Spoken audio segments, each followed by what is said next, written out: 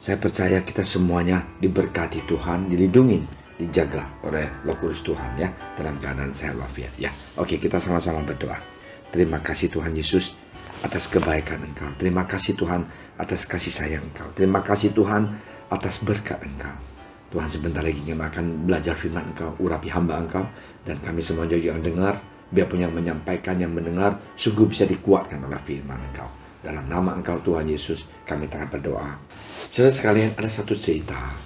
Seorang anak muda yang seorang pelayan juga ya. Dia 1 minggu itu dari Senin sampai Jumat, dia merasakan tidak happy. Dan nggak tahu kenapa ya, tiap orang ada up and down, good mood and bad mood gitu loh ya. Jadi kalau kita bilangin dia itu 1 minggu itu bad mood gitu loh. Dan dia merasakan Tuhan jauh banget. Kenapa sih pendeta, kenapa sih saudara seiman nggak care dengan dia, nggak concern dengan dia? Karena dia baru putus dengan pacar dia. Dia seorang laki-laki. Jadi dia seminggu itu very upset. Nah, tiba-tiba mamanya cerita bahwa tantenya gagal ginjal. Dan dia sebenarnya malas untuk kunjungin tante dia karena dalam keadaan yang bad mood. Tapi akhirnya dia juga pergi bersama tantenya karena tantenya cukup dekat dengan dia, makan malam di rumah tantenya ya. Jadi dia sampai di sana, dia spend time dengan tantenya, memberikan semangat kepada tantenya, dan of course mereka ngobrol. Dan sesudah itu dia berdoa dengan tante dia.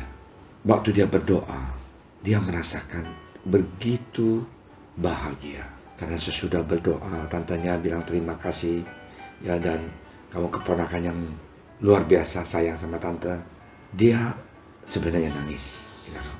Karena tantenya tahu bahwa dia tiap minggu harus mau cuci darah, it's not easy gitu loh ya. Jadi anak ini yang baru putus dalam keadaan bad mood, keluar dari rumah tantenya itu, berubah menjadi seorang yang bahagia sekali dan sadar kalau kita hanya fokus kepada diri kita sendiri, hanya lihat masalah kita, kita adalah orang yang paling tidak bahagia dan paling menyedihkan. Kenapa? Karena hidup ini tidak mungkin tidak ada masalah. Dalam cerita ini kita baca di 1 Tesalonika 5 ayat ke-14 ya. Rasul Paulus tulis surat ini ke gereja Tesalonika. Dia mengatakan, kami juga menasihati kamu, saudara-saudara. Tegurlah mereka yang hidup dengan tidak tertib. Hiburlah mereka yang tawar hati. Belalah mereka yang lemah. Sabarlah terhadap semua orang. Wow. Saya senang sekali dengan ayat yang terakhir ini. Belalah mereka yang lemah. Sabarlah terhadap semua orang. Hiburlah mereka yang tawar hati. Sekarang saudara akan bilang, pastor, saya juga tawar hati, baru diputusin cewek gue gitu loh. Mau gimana hiburin orang lain?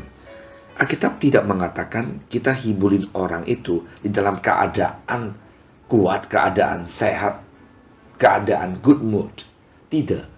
Di sini tidak mengatakan hiburlah orang lain waktu kita mempunyai good mood. Tidak. Karena waktu kita hiburin orang lain, bukan perkataan kita, tapi firman Tuhan. Nah, inilah yang uniknya. Kadang-kadang bilang, kenapa ya sama pelayanan? Kenapa ya sama menjadi seorang kunjungan, seorang whatever lah.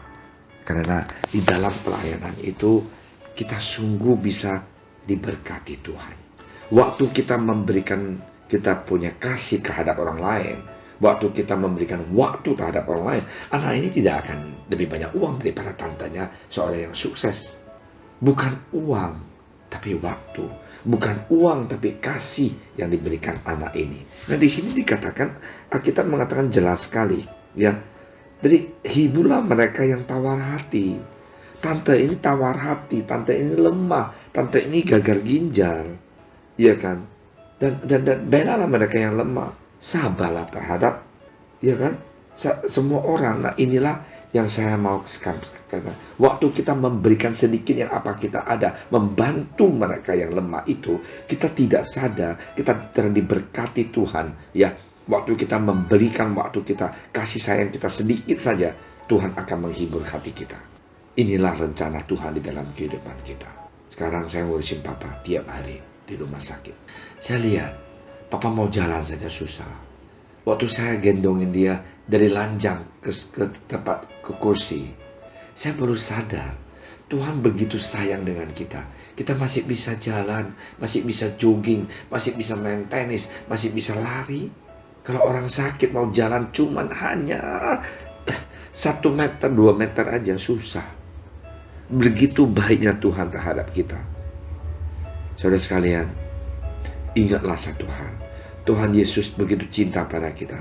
Marilah kita juga mengasihi orang lain, membantu orang lain. Ya, kalau kita membantu orang lain, kita akan mendapatkan kepuasan, berkat dari Tuhan. Inilah uniknya. Saudara sekalian, semua orang ada up and down. Ada good mood and bad mood. Regardless kita di dalam good mood or bad mood, marilah kita memberikan kasih sayang Tuhan, membantu orang yang bisa kita bantu. Ya, may the Lord bless you. Kita sama-sama berdoa. Terima kasih Tuhan Yesus atas hari yang indah ini. Berkatilah kami, lindungilah kami Tuhan, jagalah kesehatan kami, berikan kami kelinduan supaya bisa menjadi Tuhan duta besar Engkau di dunia ini. Dalam nama Engkau Tuhan Yesus.